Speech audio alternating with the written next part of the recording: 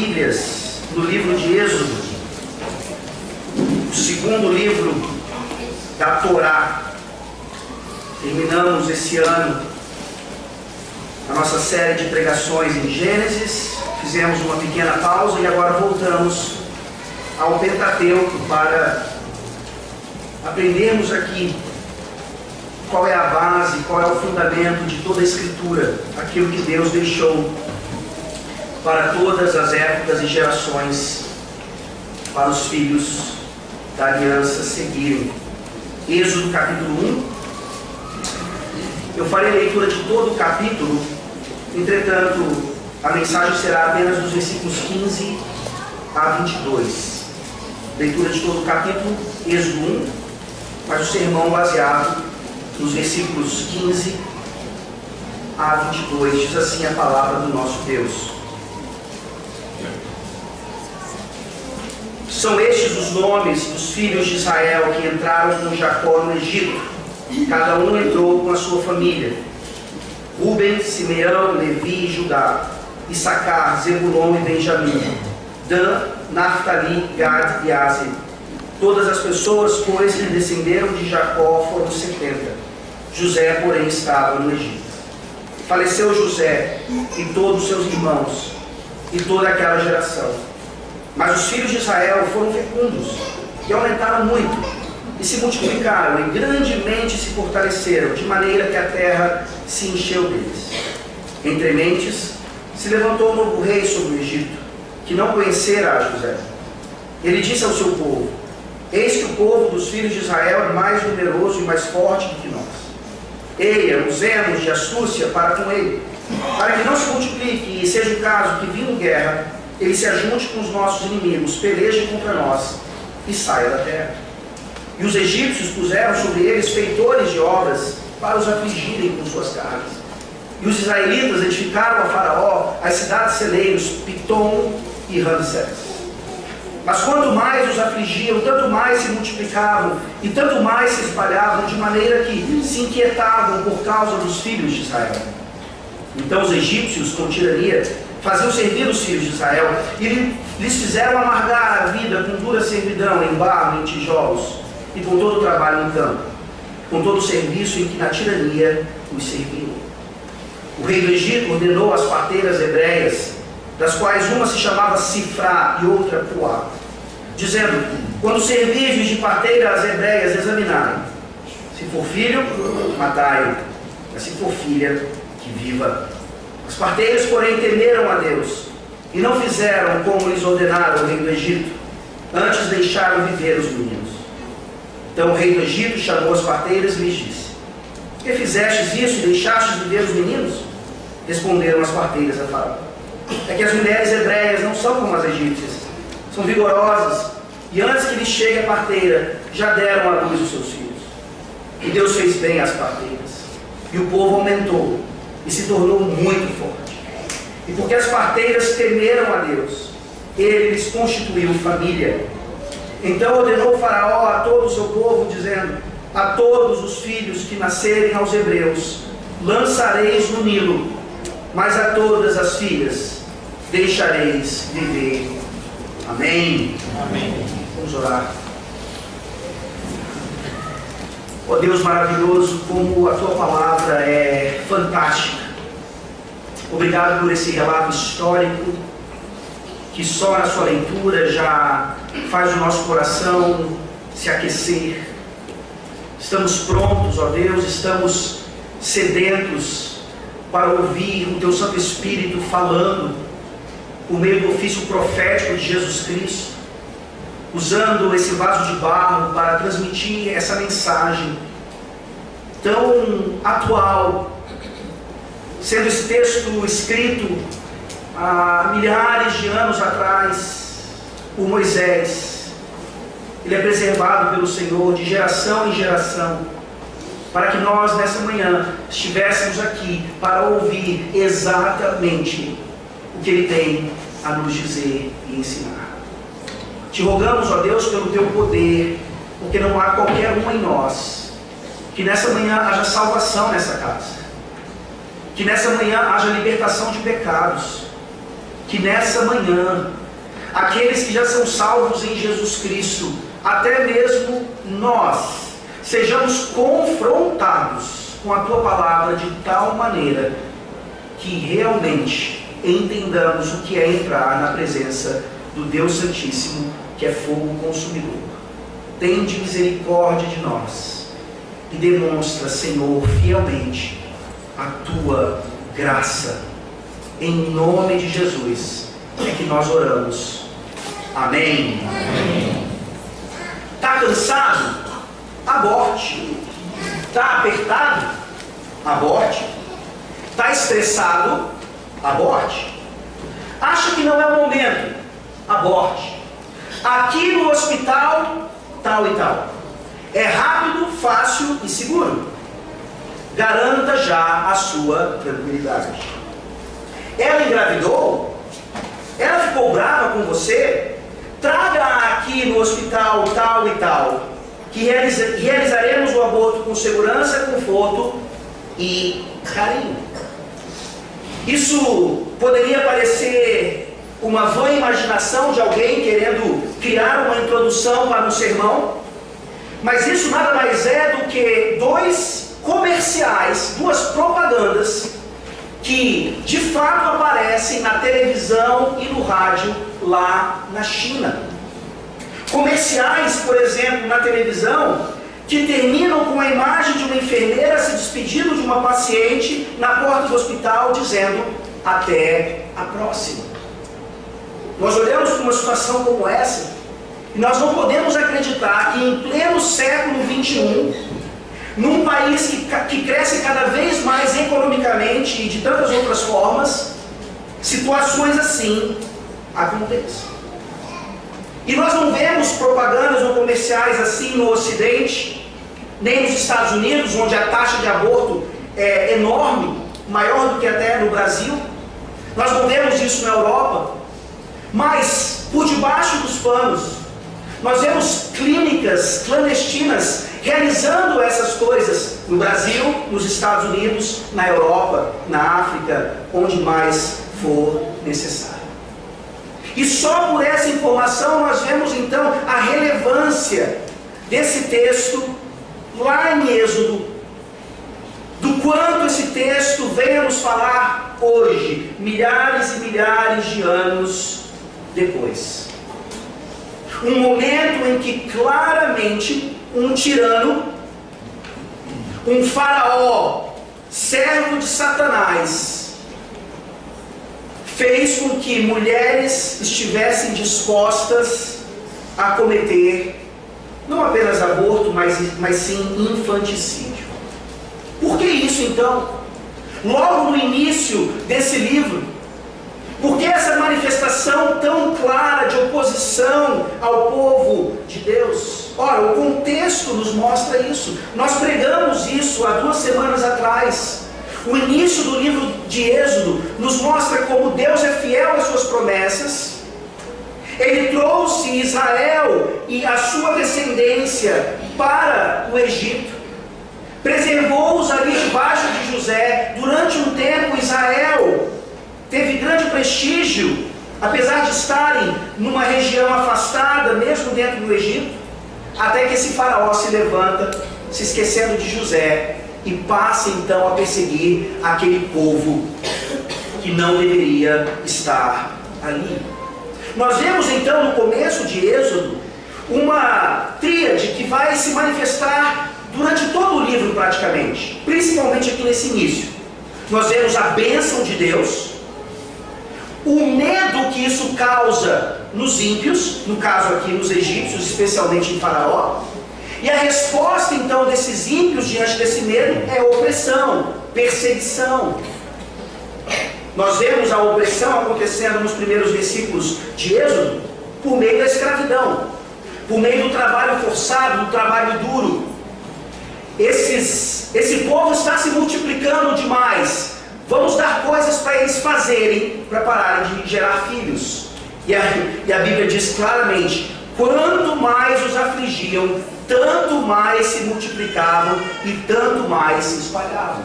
O plano não deu certo claramente. é necessário então que a opressão seja ainda mais dura, ainda mais clara. E é exatamente nesse contexto que nós aprendemos nessa manhã então, a partir do versículo 15, que o povo de Deus deve temer a Deus, especialmente em momentos de crise, e Ele nos honrará, mesmo quando não somos plenamente fiéis. A mensagem é clara: nós devemos sempre temer a Deus, e não aos homens.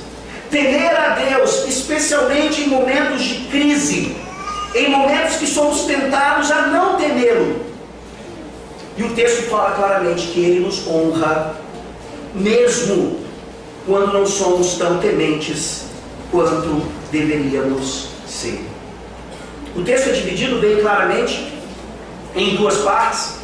A primeira delas, dos versículos 15 a 17, nós vemos o temor do Senhor e a desobediência civil. O temor do Senhor e a desobediência civil. E no nosso segundo ponto, a partir do versículo 18 até o fim, nós vemos o temor do Senhor e a desobediência além de Deus. Parece não fazer tanto sentido, mas quando nós chegarmos lá, vocês vão perceber, porque é exatamente isso que o texto está nos mostrando. Em primeiro lugar, então, o texto começa nos falando do temor do Senhor e da desobediência civil. Vejam então o contexto mais uma vez. O Egito está com medo. O Egito está com medo de que os israelitas se multiplicassem tanto que os dominassem.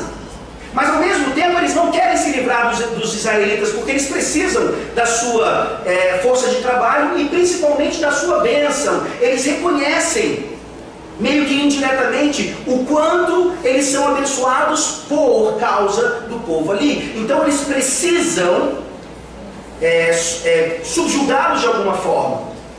Mas agora Faraó viu que esse plano não dá certo, então ele vai assassinar pelo menos alguns desses israelitas. E é por isso que nós vemos aqui o contraste com o temor do Senhor. Se a ideia é de medo dos egípcios, por um lado, então, agora, o faraó quer colocar medo nos israelitas, e nós vemos uma resposta maravilhosa de temor ao Senhor e não medo de homens ou até mesmo de Satanás, como veremos aqui. O versículo 15 começa nos mostrando essa ideia de desobediência civil, quando nos mostra o que está acontecendo. O rei do Egito ordenou as parteiras hebreias, das quais uma se chamava Sifrá e outra Puá. Isso aqui já deve nos chamar a atenção, porque nós vemos aqui a citação dos dois nomes dessas mulheres. Nunca ouvimos antes, nem ouviremos depois, a não ser no momento em que a história delas é contada. Vejam o contraste. Faraó é o personagem mais importante da história, o seu nome não é mencionado. Mas Sifrá e Puá, duas servas desconhecidas, são aqui citadas, recebendo então a honraria de Deus. Não é um detalhe insignificante. Esse primeiro versículo já está nos preparando para entendermos que quando nós tememos a Deus e não aos homens, Ele sempre nos honra. E aqui não foram grandes heróis que se levantaram, foram heroínas, mulheres, que recebem então aqui o privilégio de serem modelos para nós, homens, que deveriam então sempre demonstrar coragem e o temor de Deus, que essas mulheres aqui demonstram. Por isso, nessa manhã, é importante dizer às nossas mulheres aqui na igreja: obrigado.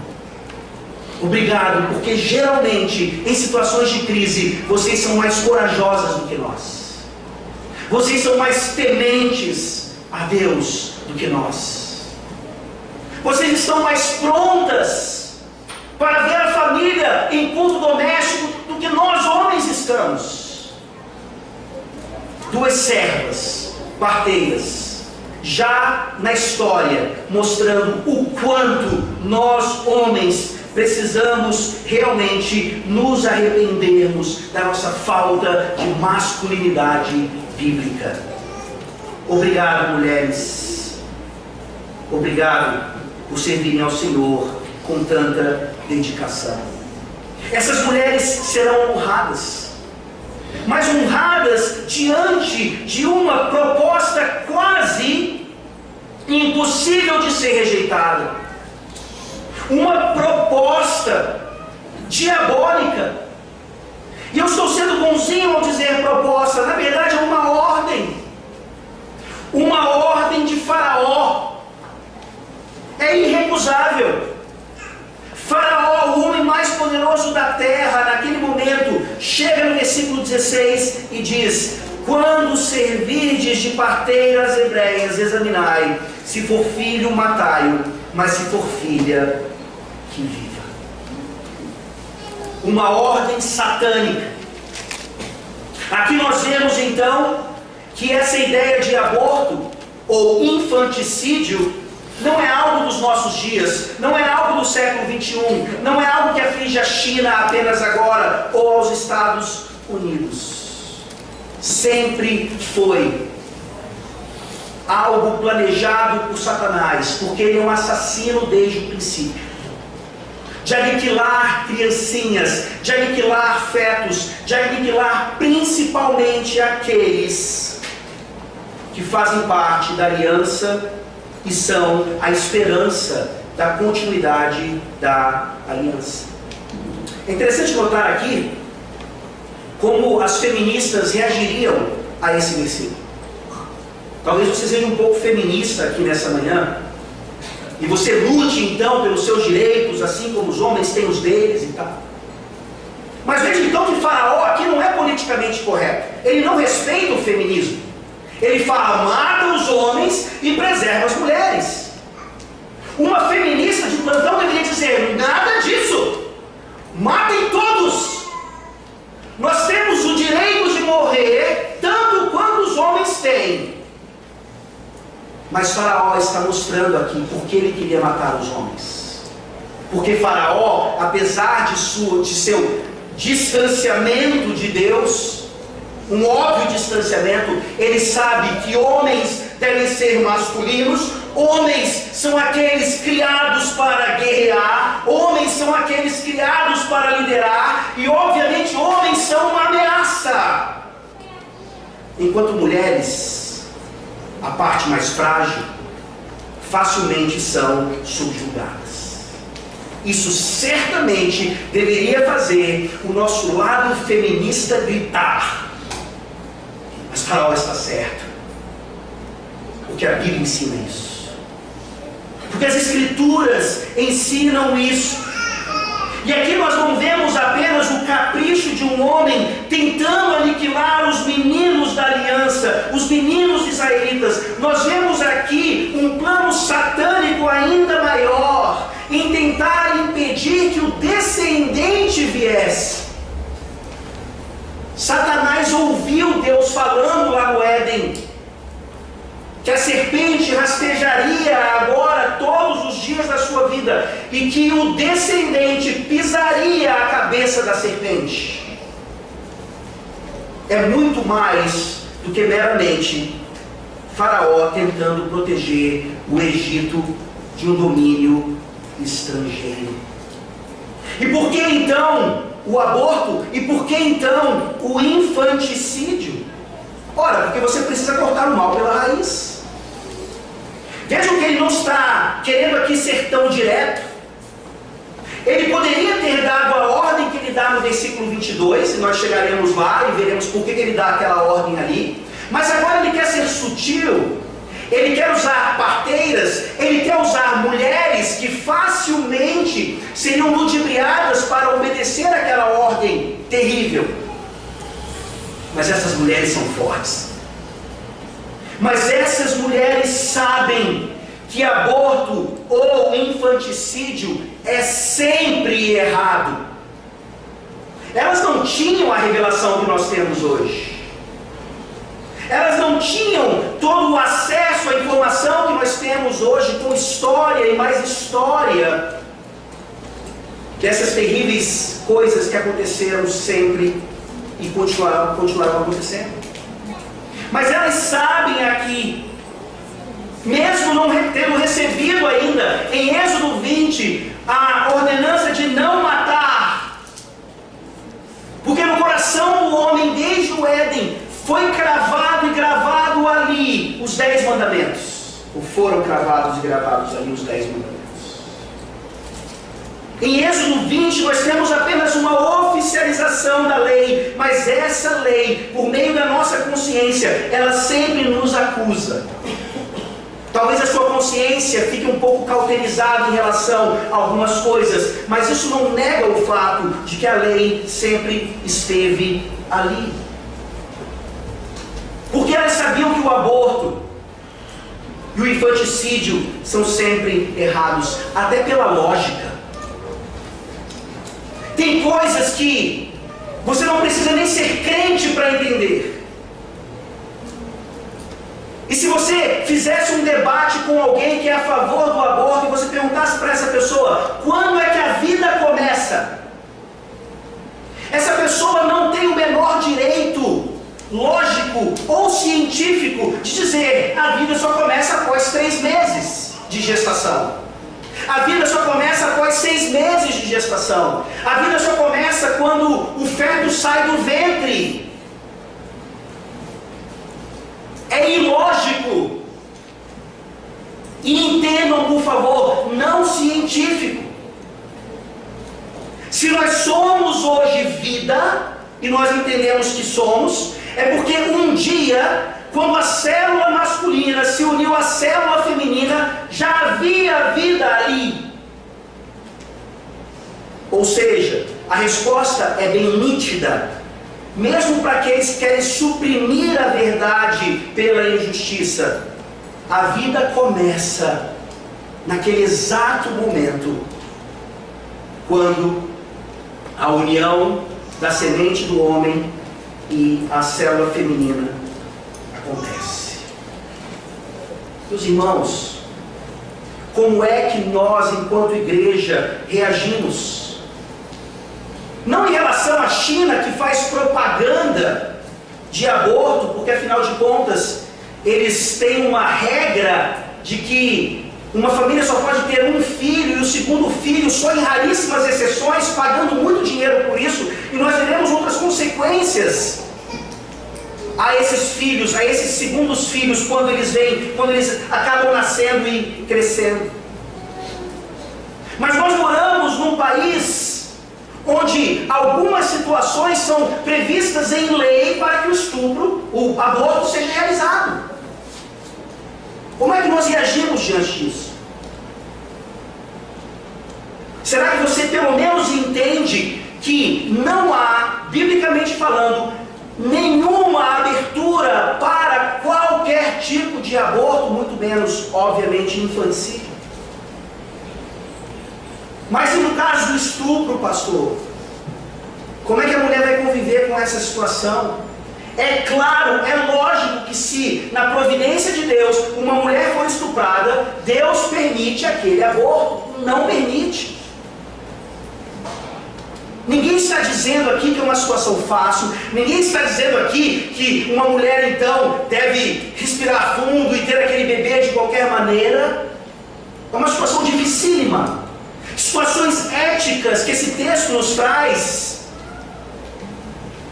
das quais, pelas quais nós não gostaríamos de passar. Mas a resposta bíblica é clara. O aborto não é legitimizado pelo estupro. O aborto não é legitimizado quando existe uma ameaça de morte, um risco de morte para a mãe. Você já ouviu esse dilema antes? E agora, o pai tem que decidir, ou vive a mãe ou vive o filho. E qual é a resposta bíblica para isso? Creia na providência de Deus, pois se Deus quiser levar a sua esposa e o seu filho, você vai dizer, Deus deu e Deus tirou, louvado seja o nome do Senhor. Mas esse Deus é tão maravilhoso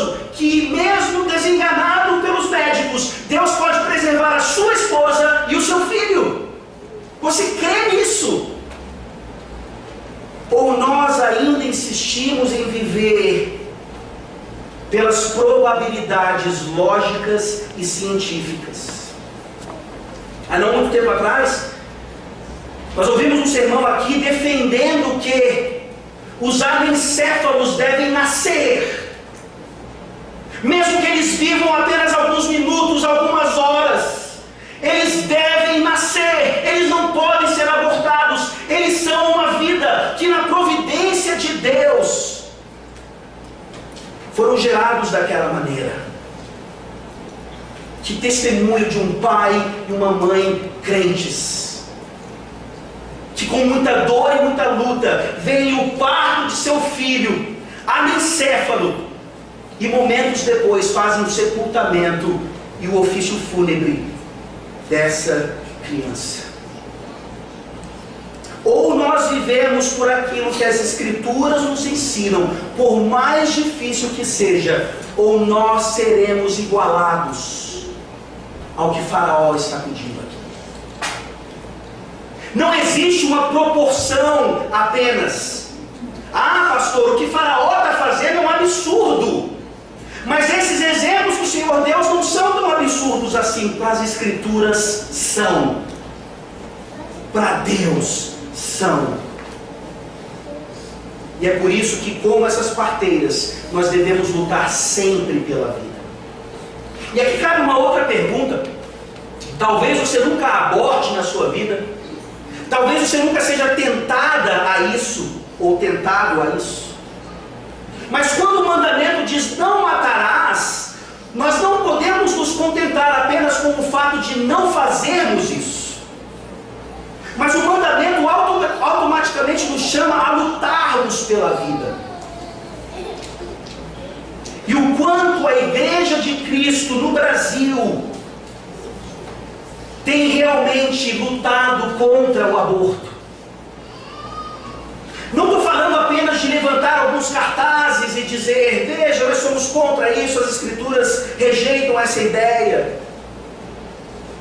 Mas ativamente estabelecemos clínicas pró-vida. Coisas que acontecem em diversos lugares do mundo, porque a igreja entendeu que parte do seu dízimo e das suas ofertas é para esse trabalho diaconal também. Para que mulheres tenham a oportunidade, não apenas de ter os seus filhos, mas de ouvir o Evangelho e serem salvas pela graça de Deus e constituírem assim famílias da aliança, apesar de todas as circunstâncias contrárias.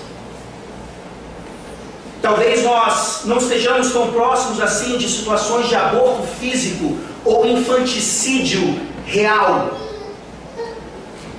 Mas isso aqui claramente se aplica também àquilo pelo qual nós passamos diariamente, que é infanticídio psicológico ou espiritual. Eu mencionei para vocês que o segundo filho na China que nasce e cresce, apesar dele ter tido esse privilégio, claramente o Estado e a sociedade o rejeitam. Eles não são benquistos, eles estão aumentando a população, eles estão fazendo a nação passar por perigo econômico, político e sei lá o que. Você pode ler reportagens que falam sobre esses filhos não quistos, não desejados, mas que acabaram tendo que nascer.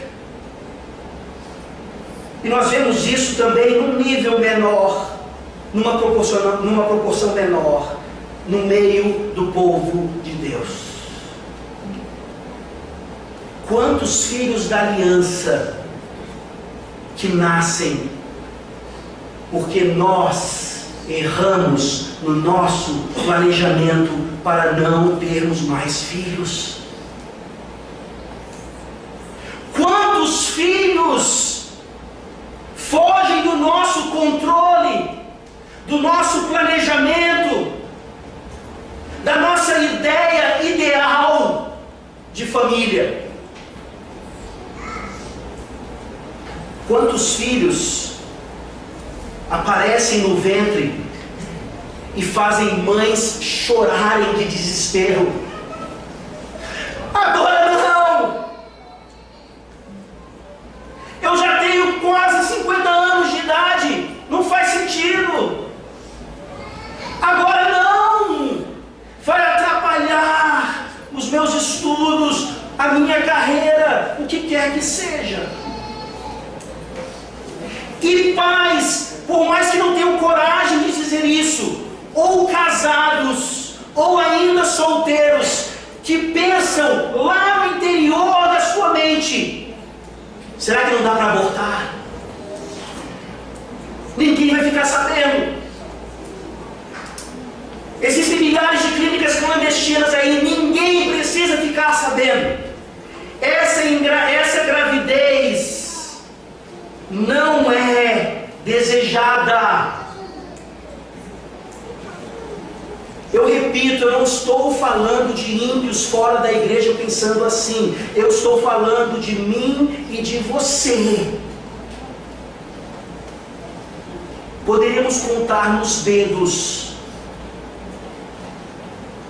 Infelizmente, quantas vezes, de fato, uma mãe da aliança que recebe um filho se alegra com aquilo ali.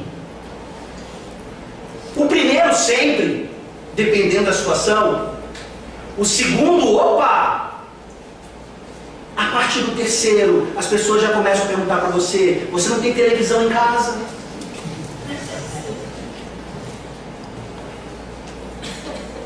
As pessoas da igreja já começam a insinuar para você: o departamento infantil já tem criança suficiente.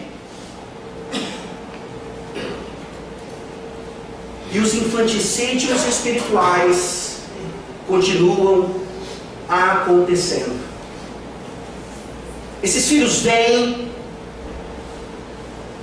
Essa doutrina bíblica, ela é exigente demais. Eu tenho que ter esse filho. Então vamos criá-lo. Ou não. Eu vou ler para vocês o que Engels, um dos precursores do comunismo, escreveu no seu livro Princípios do Comunismo, a respeito de como a educação de todas as crianças, tão logo atingisse idade suficiente para dispensar o cuidado materno, deveria ser feito em instituições nacionais e à custa da nação. Ele diz assim no seu livro, depois você pode conferir, não estou inventando nada. Estamos trazendo as mulheres para a economia social, para a legislação e para o governo. Estamos estabelecendo cozinhas comunitárias, creches, instituições educacionais de todos os tipos. Em resumo, estamos cumprindo seriamente a demanda do nosso programa para a transferência da função econômica e educacional da família em si para a sociedade. As crianças são criadas sob condições mais favoráveis nessas instituições do que em casa. Quem é que cria o seu filho da aliança? Quanto tempo o seu filho da aliança passa com você ou com ímpios? Nós ficamos alarmados quando de repente os nossos filhos começam a falar palavras e você pergunta: onde você aprendeu isso? Começam a pensar coisas e você diz: foi a sua mãe, com certeza. E nós ficamos alarmados porque nós nos esquecemos de que nós não apenas colocamos filhos no mundo, mesmo que não desejemos isso, mas devemos agora criá-los como santos. E temos entregado nossos filhos a ímpios. Quer quantitativamente falando, em termos de horas e tempo, mas também qualitativamente. Basta você ver como algo tão absurdo chega ao Brasil, como se fosse algo alienígena, chamado educação domiciliar ou homeschooling, e os crentes não sabem o que fazer com isso. Como assim? Meu filho não vai para a escola? Como assim? E a sociabilidade dele? Como assim? Ele vai ficar preso agora nas quatro paredes? E nesses comentários nós nem sequer percebemos o quanto Engels e o programa comunista já entrou, já se enraizou em nós. E nós damos a desculpa de que os nossos filhos devem passar agora, no período integral das escolas, maior tempo com ímpios, porque afinal de contas eles têm que fazer o Enem e passar. Quem cria os seus filhos da aliança? Graças a Deus por essas mulheres aqui. Graças a Deus por vocês, mulheres, hoje. Porque, como eu falei no início, eu não tenho dúvida, e digo isso com muita tristeza no coração, vocês, mulheres, se importam muito mais com a criação pactual do que nós, homens. Isso é uma vergonha. Porque nós, homens, representantes da família e do pacto, achamos que o máximo que devemos fazer é trabalhar o máximo possível para pagar a melhor escola que o meu filho pode estudar. Graças a Deus pelas parteiras, porque aqui nós vemos essas mulheres no versículo 17, temendo a Deus. As parteiras, porém, temeram a Deus e não fizeram como lhes ordenara o rei do Egito. Nós vemos claramente aqui mulheres que se levantam contra todo o poderio do Egito, toda a autoridade de Faraó, e dizem: nós não vamos lhe obedecer. Como é que você reage diante de um estado arbitrário como o nosso, que diz, influenciado pela Xuxa Meneghel, que você não pode corrigir os seus filhos fisicamente? Você vai inventar outras formas não bíblicas para fazer isso? Ou você vai corrigi-los fisicamente, obedecendo às Escrituras, mesmo que para isso você seja preso?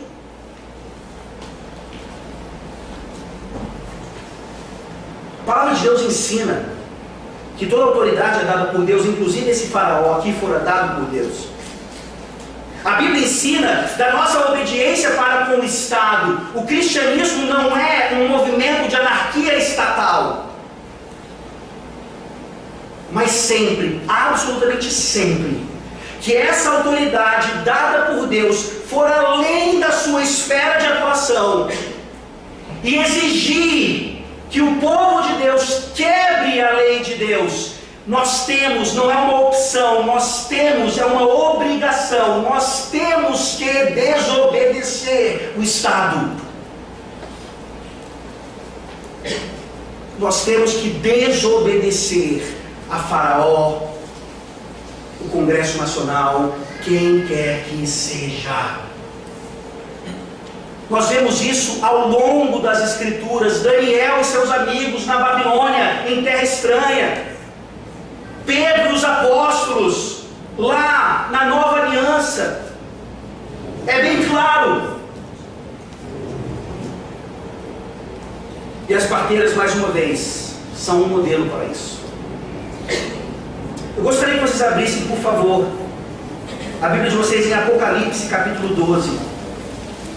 Para percebermos que essa situação toda, ela não é meramente uma situação humana. Não é apenas uma guerra ideológica. Não é apenas uma situação socioeconômica, política. Aqui nós temos um exemplo do que é a tal da batalha espiritual. Apocalipse 12, versículos 1 a 6, vejam a semelhança da linguagem.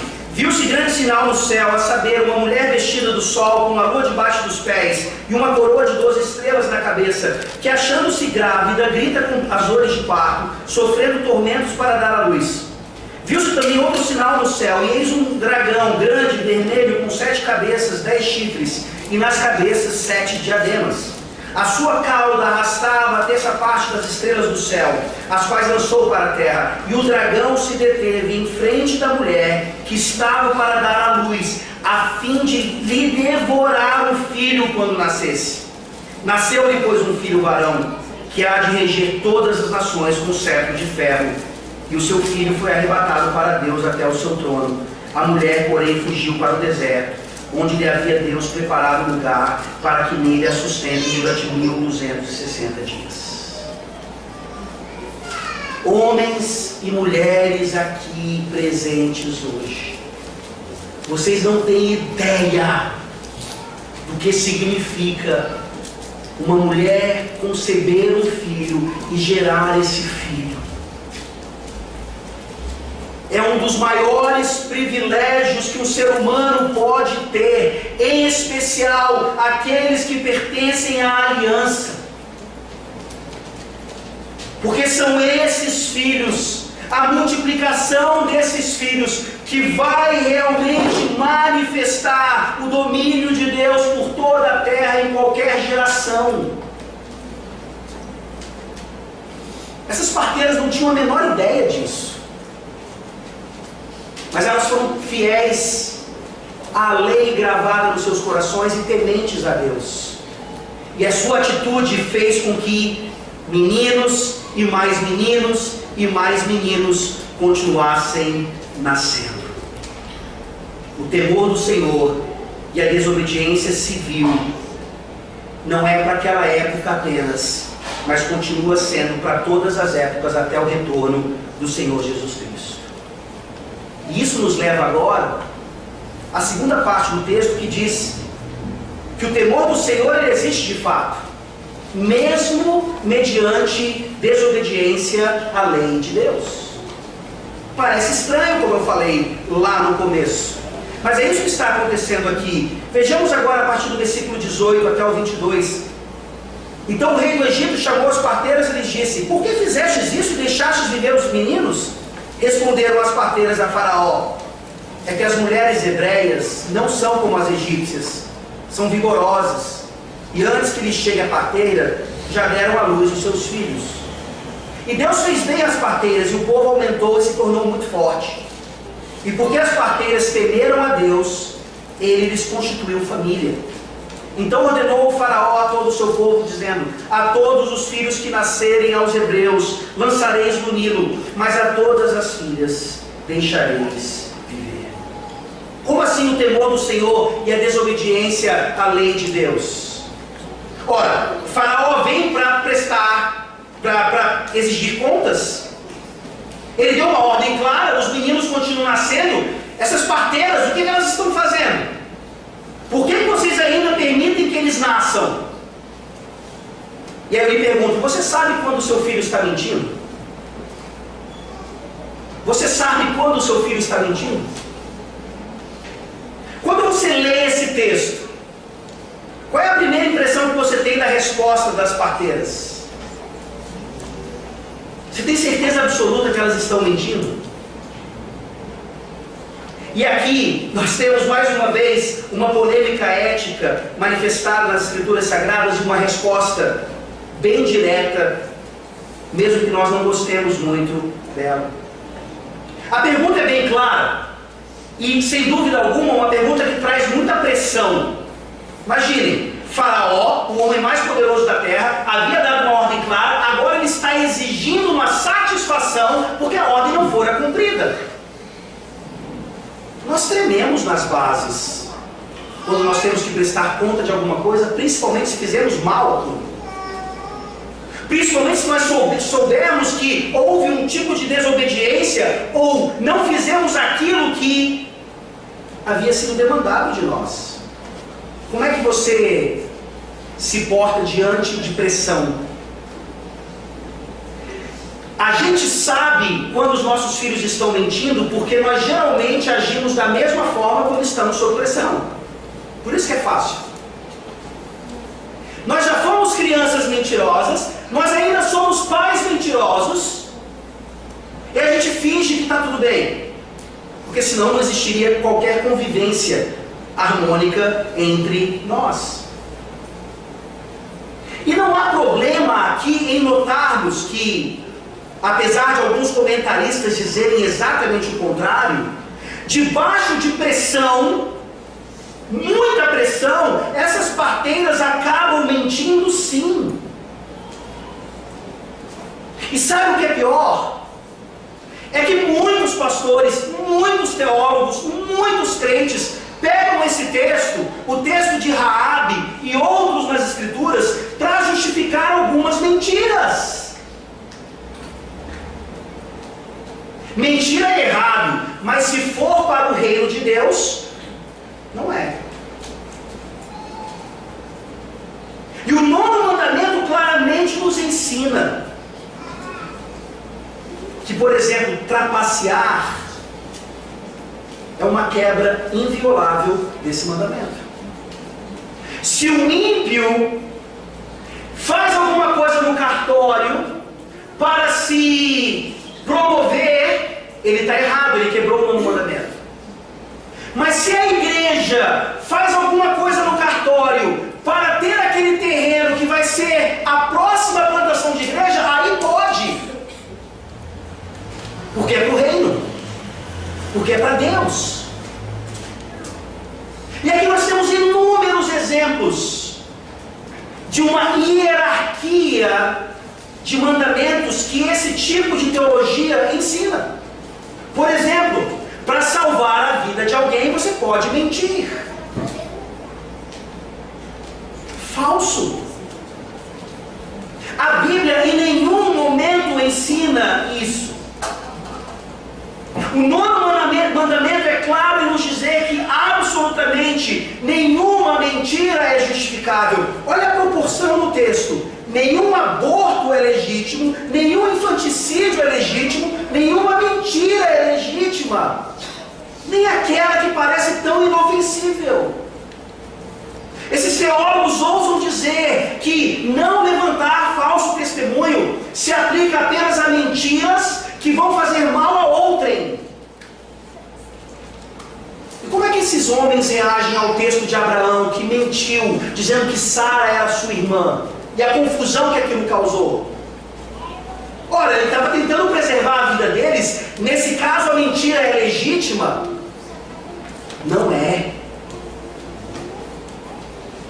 Eu nunca me esquecerei do argumento utilizado pelo meu professor de ética, quando ele disse que se nós acreditarmos nessa mentira, de que existem mentiras justificáveis, especialmente quando for para salvar a vida de alguém, não haveria mártires na igreja. Como assim? Nega a Cristo. Tá bom, eu nego.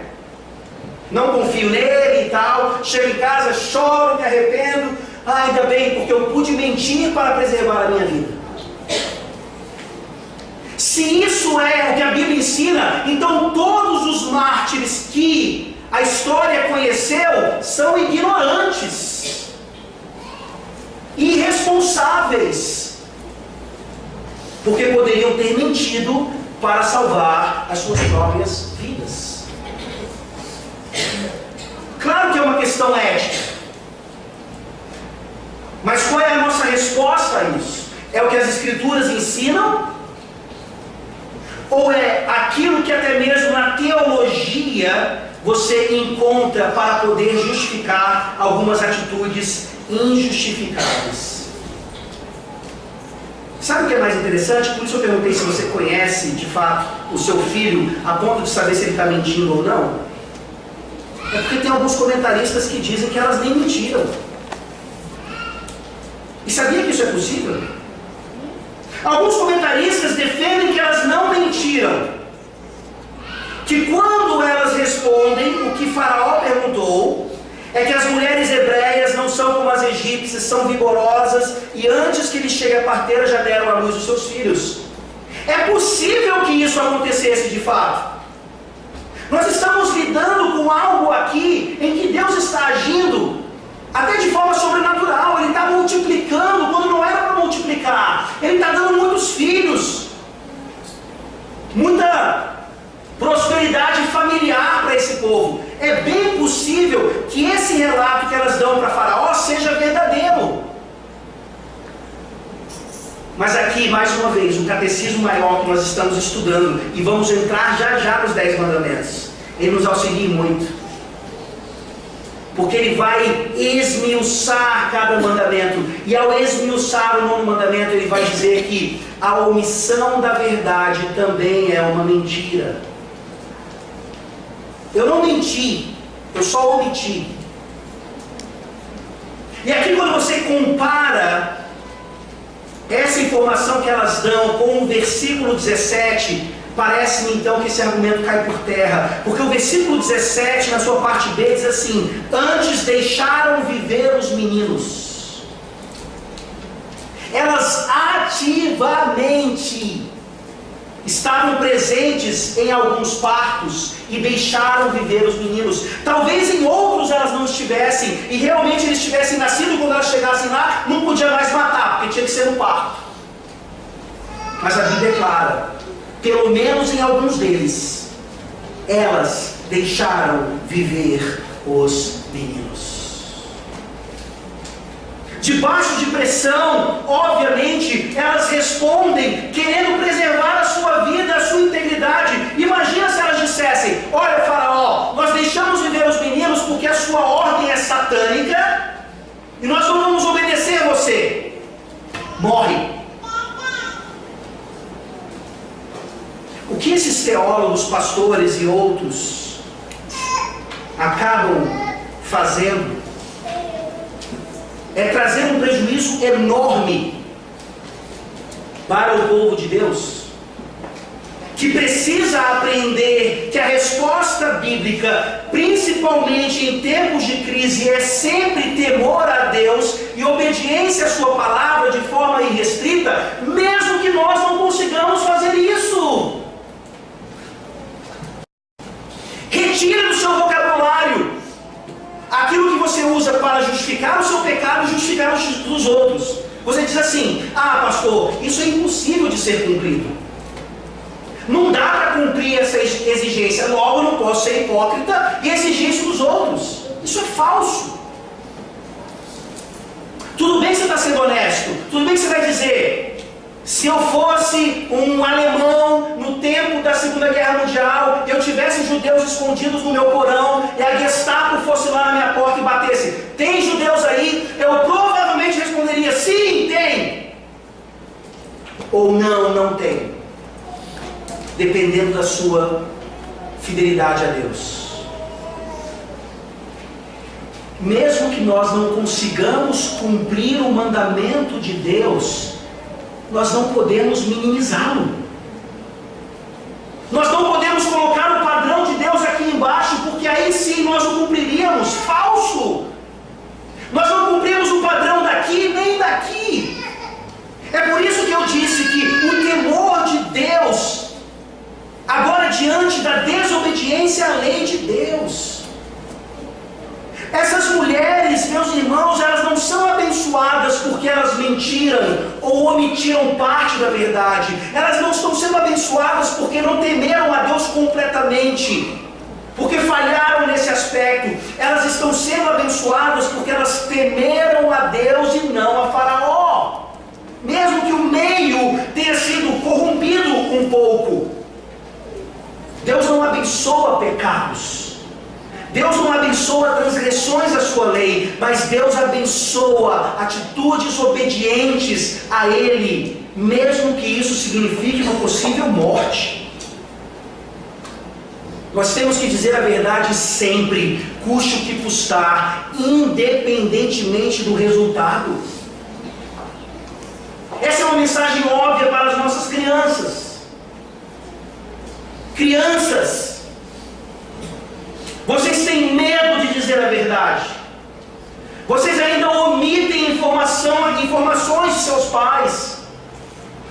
Mas essa palavra está dizendo para vocês hoje: não sejam como seus pais, mentirosos. Quebrem o ciclo da mentira.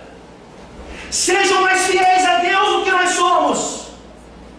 Digam a verdade sempre, mesmo que isso nos faça corar de vergonha. Não nos obedeçam quando alguém ligar para nós e nós não quisermos atender e nós dissermos: diga que eu não estou. A mamãe está, mas ela não quer atender.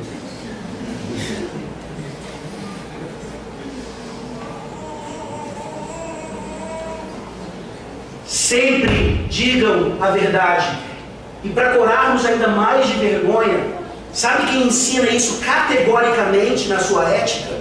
Um ímpio, que hoje certamente está no inferno, se não tiver conhecido a fé antes de morrer, Immanuel Kant. Na sua obra Imperativo Categórico, ele fala: você nunca vai errar ao sempre dizer a verdade. Um ímpio diz isso, e nós, com toda a nossa teologia reformada, ainda conseguimos dizer que no caso de salvar uma vida, eu devo mentir. E uso parteiras tão fiéis e infiéis ao mesmo tempo como exemplo disso. Que vergonha. Mas Deus é fiel. Ele abençoa as parteiras, apesar da mentira. Ele abençoa as nossas famílias, apesar das nossas mentiras. Ele abençoa o povo da aliança, apesar dos nossos pecados. Imagine se Deus nos tratasse proporcionalmente a tudo aquilo que fazemos de forma errada. Nessa manhã nós saímos desse sermão rogando ao Espírito Santo que nos ajude a sermos mais verdadeiros. Deus é verdade e Ele é imutável. É por isso que a verdade deve sempre estar na nossa boca. Qual foi a bênção que Deus derramou sobre essas mulheres e sobre todo o povo de uma forma geral? Ele constitui famílias. Os versículos 20 e 21 dizem isso. E Deus fez bem as parteiras, o povo aumentou e se tornou muito forte. E porque as parteiras temeram a Deus, Ele lhes constituiu família.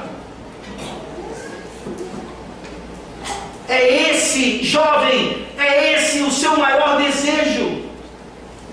Constituir família? Deveria ser. Eu insisto aqui, homens arrões, prontos para serem pais,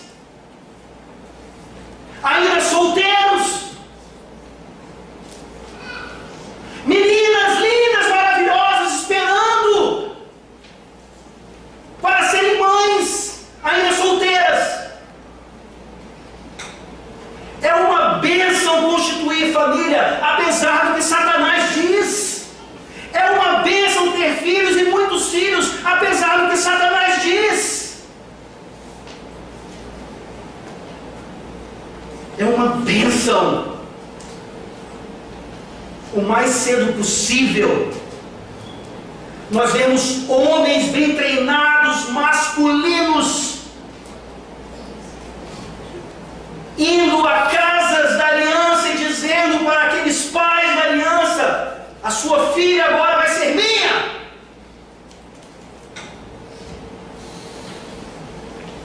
E dali então gerar muitos frutos para Deus. A constituição de família é uma prioridade na vida da aliança, do povo da aliança. E diante dessa situação toda, nós chegamos ao fim e vemos aqui a apelação ainda maior de Faraó.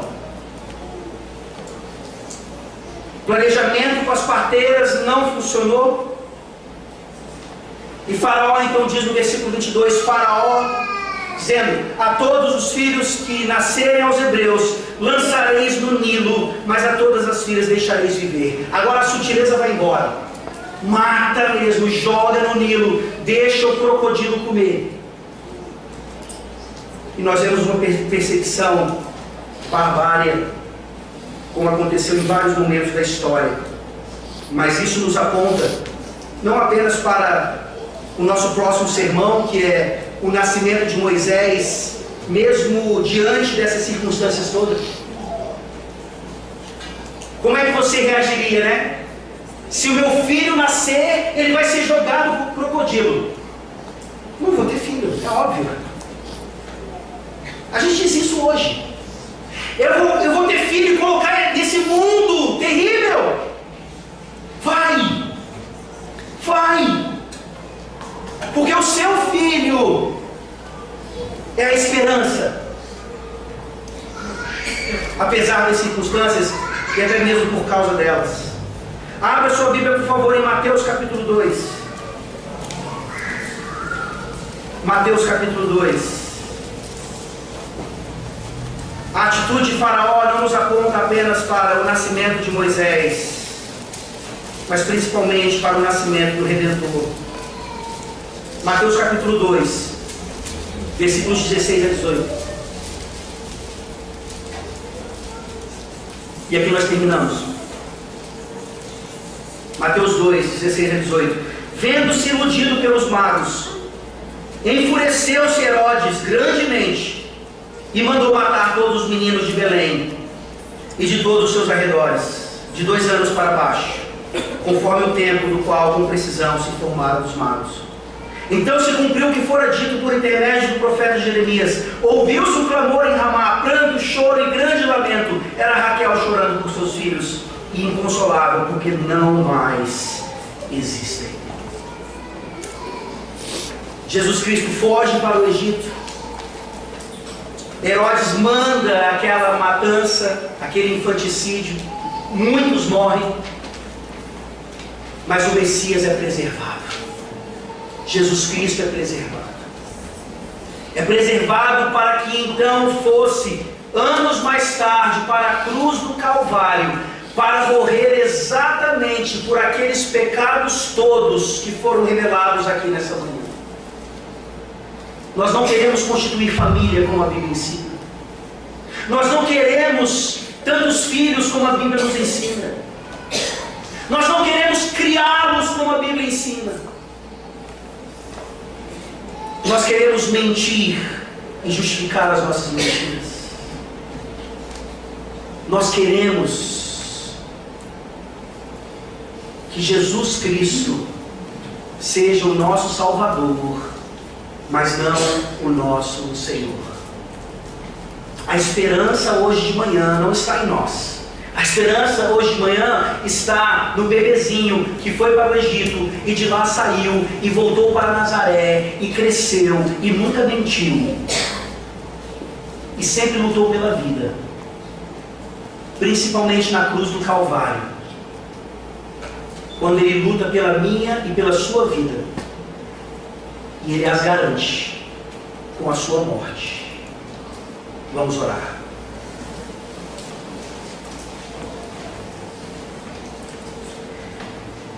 Deus, obrigado pelo Evangelho encontrado em Êxodo. Obrigado pela relevância desse texto aos nossos dias. Obrigado, Senhor, porque pelo Teu Santo Espírito nós podemos ter a esperança de que ao sair por essas portas, podemos viver como essas parteiras. E até melhor, aprendendo com elas que não precisamos mentir, mesmo quando somos tementes a Ti. Ajuda-nos, ó Deus, a viver como Cristo viveu, sempre dizendo a verdade, e por isso levado à morte, para salvar aquelas parteiras, os filhos da aliança de Israel, e a todos nós hoje que realmente cremos no Seu nome e somos de fato da aliança. Tende misericórdia dos nossos filhos, ó Deus. Que eles sejam mais santos, mais verdadeiros, mais fiéis, mais tementes a Ti. Em nome de Jesus. Amém. Amém. Fiquemos de pé, meus irmãos, e cantemos.